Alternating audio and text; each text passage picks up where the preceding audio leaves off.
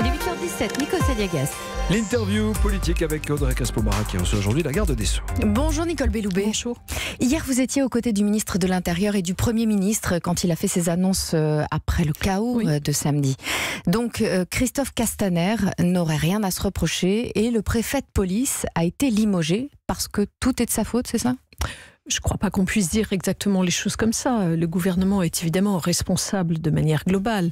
Ce qui a été dit ici par le message du Premier ministre, c'est qu'il y avait une doctrine qui avait été mise en place par le gouvernement entre le 1er et le 8 décembre et qu'il y a eu des dysfonctionnements dans l'application de cette doctrine. Et le préfet était le fusible idéal ? Ce n'est pas ce que je dis. Je vous dis simplement qu'il y a eu des dysfonctionnements. C'est comme ça que c'est vécu, et en tout cela cas. a été traduit par évidemment des conséquences en termes de perte de personnes. Quand il y a des dysfonctionnements, c'est à cause du préfet de police ou de ministres qui donnent les consignes ? C'est ce que je vous ai dit. Il y avait des consignes claires, politiques, qui avaient été données par le ministre entre le 1er et le 8 décembre, c'est-à-dire au fond après les incidents gravissimes de l'Arc de Triomphe, et que dans l'application de cette doctrine, ce qui ne relève pas du ministre, mais de la préfecture, il y a eu des dysfonctionnements. Donc d'autres têtes pourraient tomber. Écoutez, ça ce sera au ministre de l'Intérieur, je ne suis pas ministre de l'Intérieur.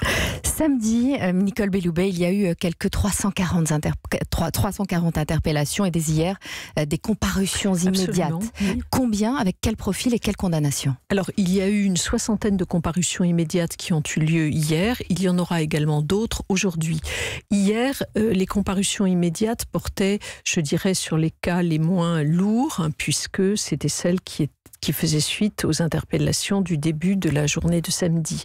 Et donc, on avait des profils qui n'étaient pas parmi les plus lourds. Ce sera aujourd'hui que nous aurons les profils les plus lourds. C'est-à-dire, quel profil ? C'est-à-dire des gens qui ont été vraiment des casseurs.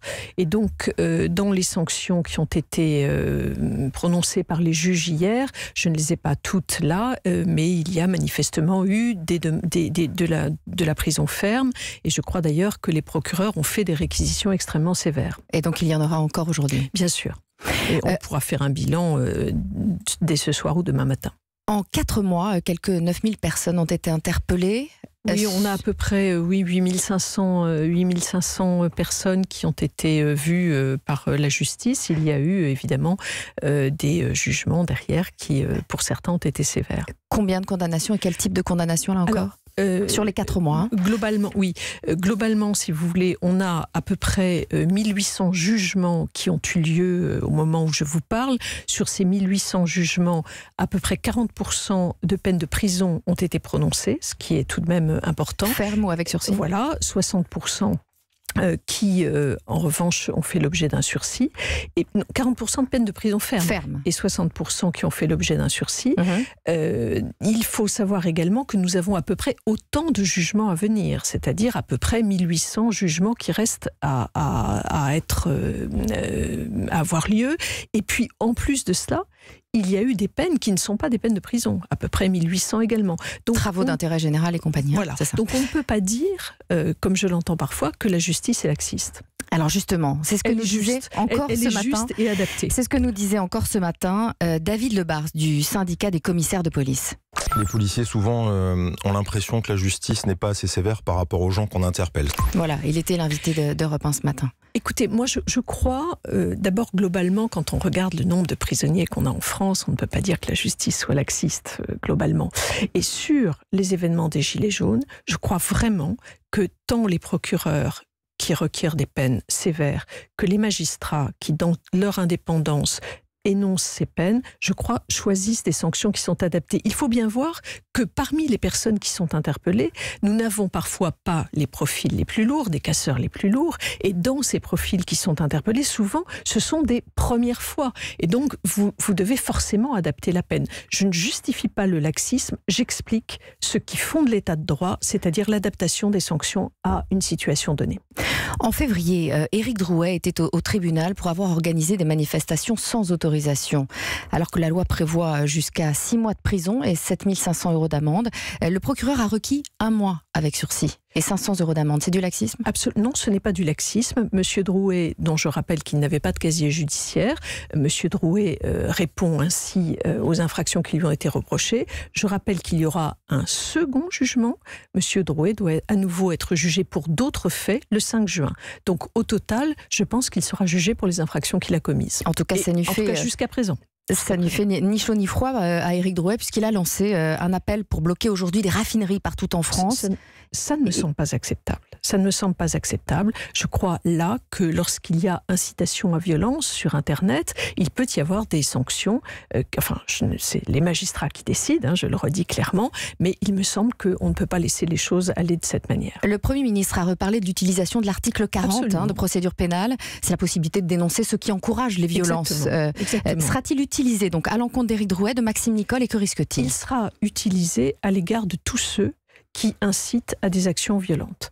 Les magistrats jugeront de ce qu'il doit en advenir, mais le Premier ministre a été très clair, on ne peut pas laisser de telles incitations à la violence impunément se dérouler sur Internet.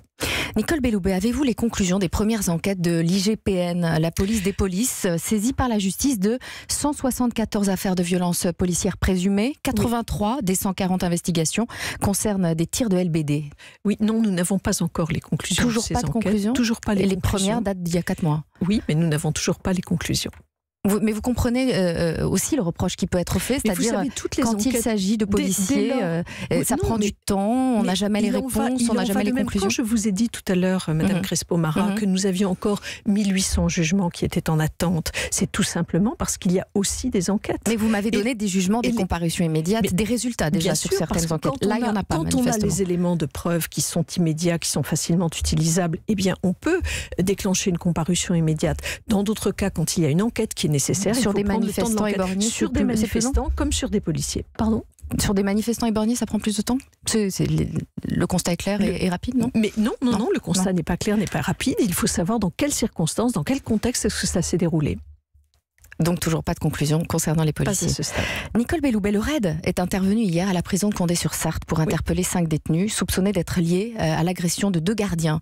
Pourquoi appeler la police pour interpeller des individus qui sont déjà en prison? Eh bien, tout simplement parce que l'établissement de Condé-sur-Sarthe, qui a subi un véritable choc avec l'attentat à l'égard de ces 2 surveillants, n'a pas aujourd'hui repris son fonctionnement normal, d'une part, et d'autre part, il va falloir évidemment que ce fonctionnement revienne, et d'autre part, parce qu'il nous a semblé qu'il y avait sans doute un risque potentiel, et c'est la raison pour laquelle on a demandé l'appui du RAID.